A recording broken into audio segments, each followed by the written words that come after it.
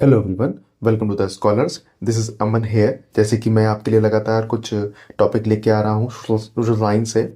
और आज जो हमारा टॉपिक है वो मैं पूरा मैप वर्क लेके आया हूँ, जो सीबीएसई बोर्ड का एग्ज़ाम जो 7 मार्च को होने वाला है। जो 7 मार्च को होने वाला है उसके लिए मैं सारा मैप वर्क लेके आया, यानी कि जो सीबीएसई बोर्ड के सिलेबस में है मैं वो सारा मैप वर्क अपने लेके आया हूँ। तो चलिए हम लोग शुरू करते हैं।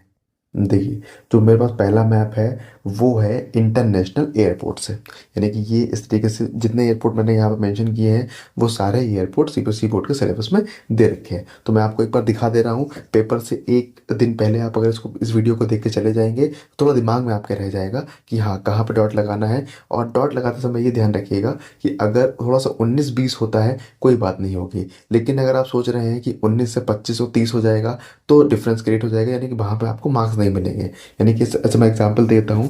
जैसे कि यहाँ पे ये डॉट देखिए, यहाँ ब्लैक डॉट दिख रहा है, आप यहाँ की जगह थोड़ा सा यहाँ कर देते हैं तो इट विल बी ओके। लेकिन आप अगर ये डॉट निकाल के आप यहाँ कर देते हैं तो क्या अगर स्टेट चेंज हो गया तो क्या होगा, आपको दिक्कत हो सकती है। लेकिन इसलिए ध्यान रखिएगा थोड़ा सा कि 19-20 हो सकता है, ये चल जाएगा। ये 19-20, ये समझिए 19-21 भी चल जाएगा। लेकिन बहुत अगर गैप होगा चीज़ों में, स्टेट चेंज कर दिया आपने, तो आपको मार्क्स नहीं मिलेंगे। ठीक है, तो चलिए हम लोग शुरू करते हैं। इंटरनेशनल जो एयरपोर्ट्स हैं जो कि हमारा सिलेबस में है वो कौन कौन से दे रखे हैं।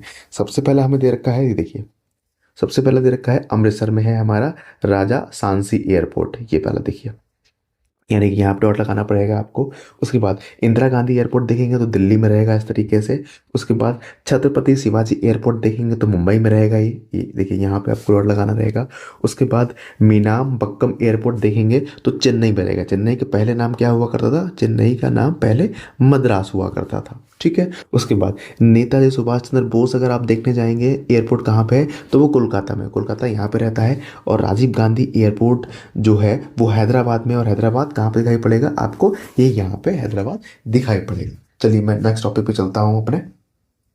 जो मेरा नेक्स्ट टॉपिक है वो है, ये देखिए, इंडियन मेजर पोर्ट्स। यानी मैं पहले आपके लिए एयरपोर्ट लेके आया और अब लेके आ रहा हूँ मेजर जो पोर्ट्स हैं हमारे, यानी कि ये पोर्ट्स वही हैं जो सीबीएसई बोर्ड के सिलेबस में दिया हुआ है। देखिए सबसे पहले मैं यहाँ चलता हूँ। देखिए अगर बात करेंगे हल्दिया की, ये उड़ीसा में पड़ता है, उड़ीसा में पड़ता है। उसके बाद देखिए पारादीप की बात करेंगे हम लोग।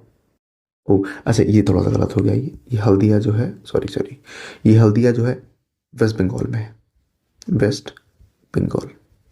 ठीक है, पारादीप की बात करेंगे, ये उड़ीसा में है। विशाखापट्टनम की बात करेंगे, ये आंध्रा में है। इसकी बात करेंगे तो ये तमिलनाडु में है,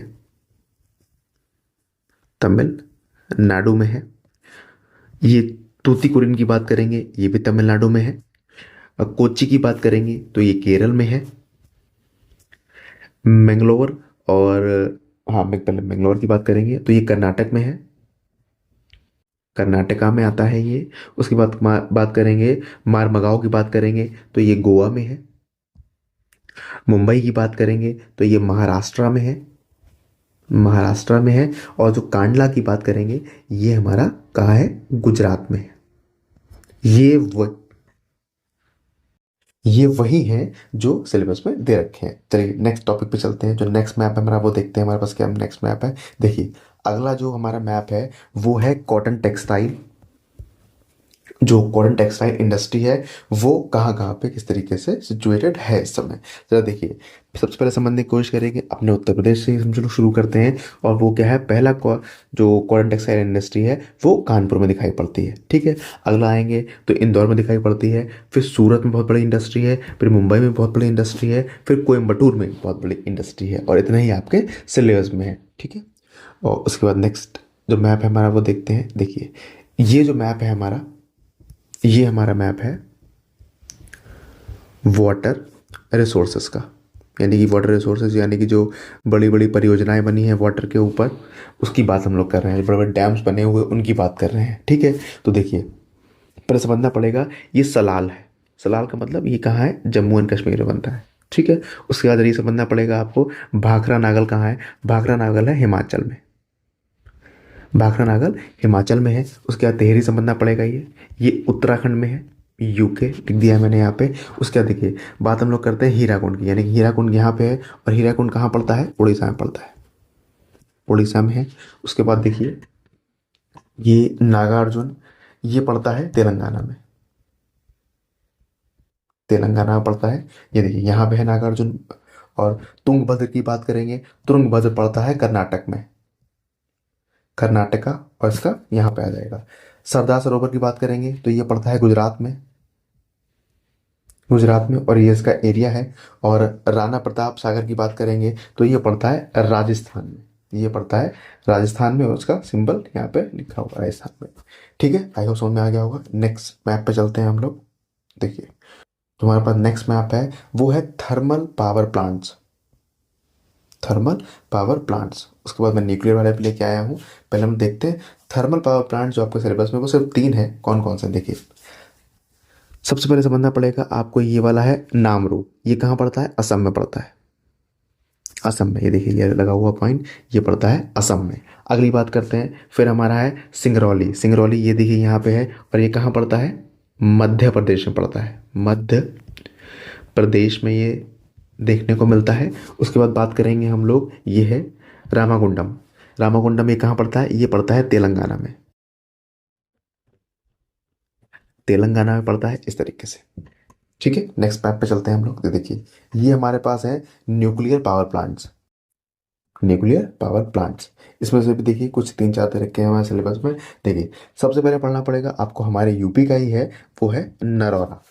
ठीक है, नरौरा, यानी कि यहाँ पॉइंट लगाना पड़ेगा आपको। अगली बात हम लोग करते हैं, ये देखिए काकरापुर, ये लिखा है काकरा पर, तो जो काकरा पर पड़ता है ये पड़ता है गुजरात में, गुजरात में।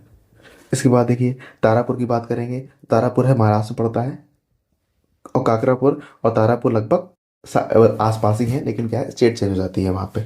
ठीक है, अगली बात हम लोग करते हैं कालपक्कम, जो कालपक्कम है वो पड़ता है तमिलनाडु में, तमिलनाडु में।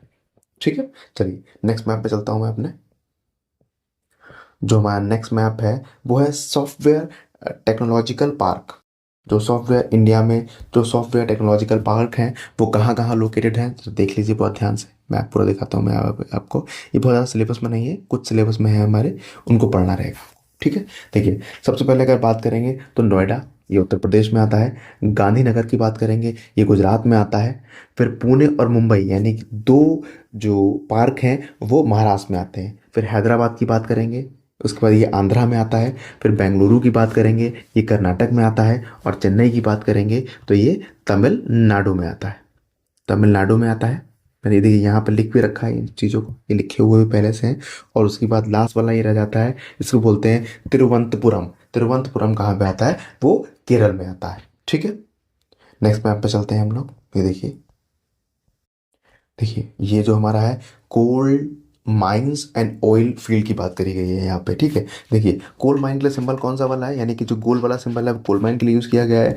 और जो ऑयल फील्ड्स हैं उसके लिए हम लोगों ने ट्राइंगल यूज़ किया हुआ है यहाँ पे। देखिए जरा, अगर हम लोग बात करेंगे सबसे पहले कोल माइंस की, तो कोल माइंस आपको दिखाई पड़ रही है सिंगरौली में, यानी कि सिंगरौली कहाँ पड़ता है, मध्य प्रदेश में पड़ता है। ठीक है, उसके बाद देखिए ये है कोरबा, कोरबा कहाँ पड़ता है, ये पड़ता है छत्तीसगढ़ में, कहाँ पड़ता है, छत्तीसगढ़ में पड़ता है ये। ठीक है, अगली बात करेंगे तलचार, देख लीजिए ये कहाँ पड़ता है, ये पड़ता है आंध्रा में, ये पड़ता है आंध्रा, सॉरी सॉरी, ये आंध्रा नहीं है, ये उड़ीसा है। देखिए तालचार जो है, तालचार कहाँ पड़ता है, तालचार पड़ता है उड़ीसा में, तालचार पड़ता है उड़ीसा में। रानीगंज की बात करेंगे, वेस्ट बंगाल में है। झारिया की बात करेंगे, वेस्ट बंगाल और झारखंड के बॉर्डर पे है। और उसके बाद बोकारो की बात करेंगे तो बोकारो जो है झारखंड में ही आता है पूरा। ठीक है, उसके बाद और थोड़े से रह गए, देखिए नेवेली रह गया है यहाँ पे। नेवेली कहाँ पड़ता है, नेवेली तमिलनाडु में दिखाई पड़ता है। सिंगरेनी कहाँ पड़ता है, सिंगरेनी आंध्रा में पड़ता है। ठीक है, अगली बात हम लोग करते हैं ऑयल फील्ड की, यानी कि जो ऑयल फील्ड्स हैं वो देख लीजिए ज़रा। एक तो दिग्बोई असम में है, उसके बाद नाहर काटिया ये भी असम में है। उसके बाद गुजरात में कलोल पड़ता है, गुजरात में ही ये अंकलेश्वर पड़ता है, गुजरात में ही अंकलेश्वर पड़ता है। उसके बाद देखिए बस्सी मुंबई हाई, ये कहाँ पड़ता है, ये महाराष्ट्र में पड़ता है। आई होप आपके समझ में आ गया होगा। नेक्स्ट मैप पे चलते हैं। देखिए अगला है आयरन एंड स्टील प्लांट्स, यानी कि जो जो इम्पोर्टेंट आयरन और स्टील प्लांट्स है वो मैं आपको यहाँ दिखवा देता हूँ। मैंने फिर से बता रहा हूँ मैं आपको कि ये आपका जो वीडियो है एग्जाम से एक दिन पहले देख के चले जाएंगे, दिमाग में क्या रहेगा, ये चीज़ें रह जाएंगी कहाँ पे पॉइंट आउट करनी है चीज़ें। और पॉइंट आउट बहुत ज़रूरी है आपको करने के लिए, क्योंकि उससे से आपको मार्क्स बनेंगे। मैंने फिर पहले बताया कि 19-20 चलेगा।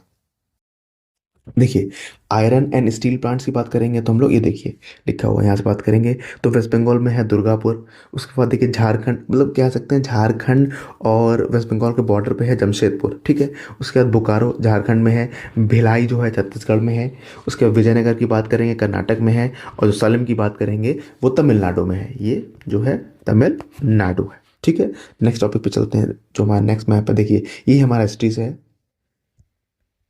ये मेरा मैप जो है वो हिस्ट्री से ज़रा बताता हूँ आपको, ज़रा समझने की कोशिश करिए।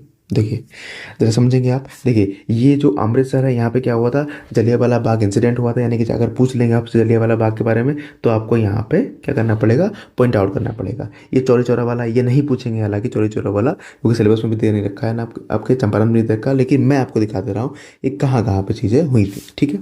तो देखिए चंपारण यहाँ पे हुआ है, ठीक है। उसके बाद अहमदाबाद जो कॉटन मिल वाला वर्कर वाला हुआ था यहाँ पे, यानी कि ये चंपारण, अहमदाबाद, खेड़ा, ये महात्मा गांधी जी के जो स्टार्टिंग इनिशियल फेज़ में मूवमेंट थे उनमें से सारे बहुत ही इंपॉर्टेंट मूवमेंट है महात्मा गांधी के लिए। उसके बाद देखिए दांडी मार्च की बात करते हैं, 1930 में ये होता है सिविल डिसोबीडियंस मूवमेंट में, वो यहाँ पे होता है। अगर बरदौली की बात करेंगे तो बरदौली यहाँ पे होता है। लेकिन आपके काम का क्या है, आपके काम का है ये है 1920 का सेशन, 1920 का सेशन है। ये होता है सितंबर में,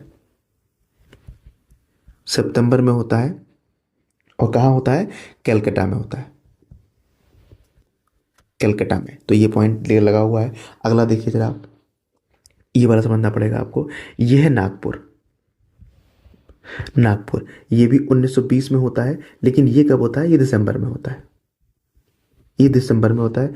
ध्यान रखिएगा ये वाला जो सेशन था वो स्पेशल सेशन था। स्पेशल, स्पेशल का मतलब यानी कि जो रेगुलर चीज़ें हो रही होती हैं उनसे जब हट के कोई चीज़ करी जाती है तो वो क्या होता है, स्पेशल होता है। देखिए इसमें एक और दिखाने वाली चीज़ है आपको, ये देखिए ये जो है मद्रास, ये मद्रास है 1927 में हुआ था, 1927 में ये मद्रास हुआ था। मद्रास अगर पूछ लेंगे तो मद्रास का अभी का नाम चेन्नई है, ठीक है। तो आगे बढ़ते हैं हम लोग, अब अगला देखते हैं। चलिए जो हमारा नेक्स्ट मैप है ये देखिए ज्योग्राफी से लेके आया हूँ मैं, ये भी ज्योग्राफी से है। इसमें जो है जो सॉइल्स हैं मैंने वो दिखाने की कोशिश की है, ठीक है। जरा समझिए, ये देखिए अगर फॉरेस्ट माउंटेनियस सॉइल की बात करेंगे, यानी कि इस तरीके से बात करेंगे, ये जो आप सिंबल देख रहे हैं तो ये जो एरिया दिखाई पड़ रहा है आपको, इसमें दिखते हैं, इसमें इस तरीके से इस वाले एरिया में, यानी थोड़ा सा लद्दाख है, जम्मू कश्मीर है, पंजाब है, हिमाचल प्रदेश है, उत्तराखंड भी है। और थोड़ा सा ये देखने को मिलेगा आपको, ये वाला एरिया देखने को मिल रहा है। इन सब में क्या है, फॉरेस्ट माउंटेनियस सॉइल यहाँ पे दिखाई पड़ती है। अगले देखिए एलुवियल सॉइल की बात करेंगे। आप जानते भी हैं जो एलुवियल सॉइल है वो मोस्ट फर्टाइल सॉइल है और बहुत ही ठीक क्वांटिटी में हमारे इंडिया में मिलती है। यानी कि ये क्या है, मोस्ट मोस्ट फर्टाइल, ठीक है। ये कहाँ कहाँ देखने को मिलती है, यानी कि जो नॉर्थन प्लेन्स हैं सब में देखने को मिलती है। आप देख रहे हैं हरियाणा पंजाब भी है यहाँ पे, थोड़ा सा राजस्थान भी आ जाता है, उत्तर प्रदेश भी आता है, बिहार भी आता है, झारखंड भी आता है, थोड़ा सा छत्तीसगढ़ भी आता है, और ये देख रहे हैं थोड़ा सा उड़ीसा भी आता है। ये देख रहे हैं, देख पा रहे हो, ये देखिए, ये देख पा रहे हो, ये थोड़ा सा गुजरात में भी आता है, तो उसको बोलते हैं एलुवियल सॉइल। नेक्स्ट देखिए चलते हैं हम लोग, नेक्स्ट पे चलते हैं। देखिए देखिए नेक्स्ट जो है हमारा रेड एंड येलो सॉइल की बात हम लोग कर लेते हैं। देखिए रेड और येलो सॉइल की बात, ये देखिए इस तरीके से, ये देखिए ये जो एरिया है, ये छत्तीसगढ़ का बहुत बड़ा एरिया आता है इसके अंदर, मध्य प्रदेश का अच्छा खासा बड़ा एरिया आता है, कर्नाटक का आता है, तमिलनाडु का आता है, थोड़ा सा महाराष्ट्र का एरिया आता है यहाँ पे, आंध्र प्रदेश का भी आता है, तेलंगाना का भी कुछ एरिया आता है। और इधर की बात करेंगे तो ये देखिए, ये ईस्ट की बात करेंगे तो थोड़ा सा असम को छोड़ दीजिए, बाकी जितने भी सेवन सिस्टर में जो आते हैं नाम, इन सब में ही क्या होगा, इस तरीके से चीज़ें आपको देखने को मिल जाएंगी, रेड और येलो सॉइल।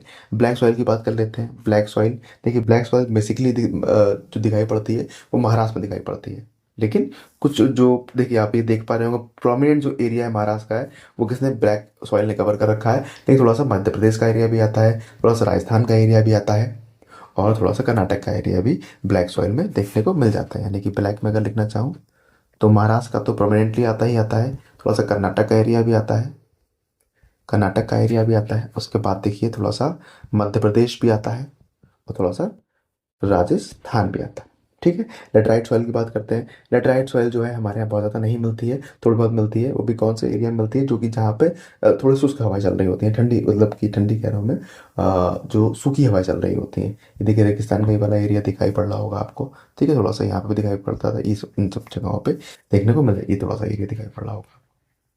ठीक है, तो बेसिकली जो लेटराइट है वो कहाँ देखने को मिलेगा, वो राजस्थान में देखने को मिलेगा। ठीक है, चलिए एट की बात कर लेते हैं। एट बहुत ज़्यादा नहीं मिलती है, यानी कि ये वाला जो एरिया देख पा रहे हैं यहाँ पे हमें क्या मिलती है, एरिड मिलती है।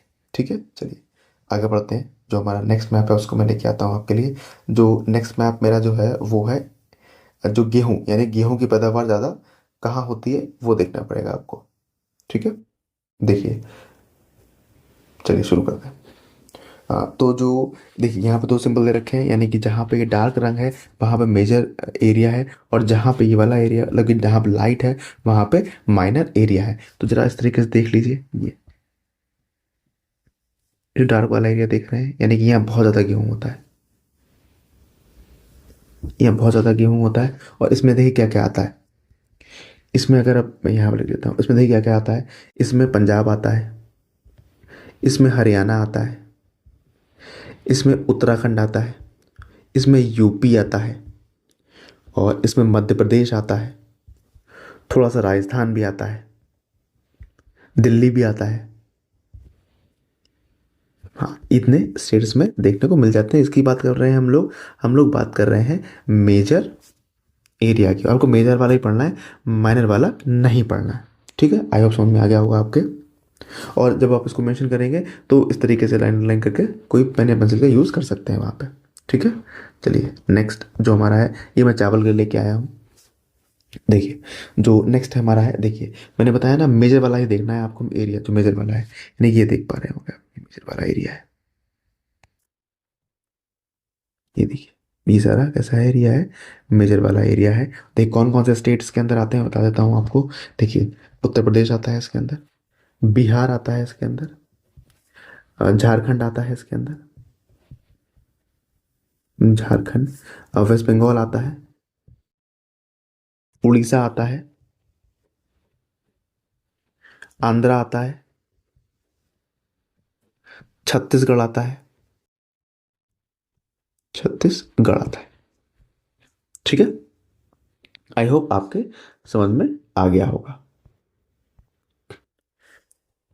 तो ये मेरी तरफ से लेक्चर था आपके लिए। आई होप आपको मैप समझ में आ गया होगा। लेकिन अगर फिर भी कुछ नहीं आता है तो आप कमेंट कर सकते हैं, कमेंट सेक्शन में बता सकते हैं आप मुझे कि सर ये समझ नहीं आया, तो मैं उसको दोबारा समझाने की कोशिश करूँगा। तब तक के लिए थैंक यू टू ऑल।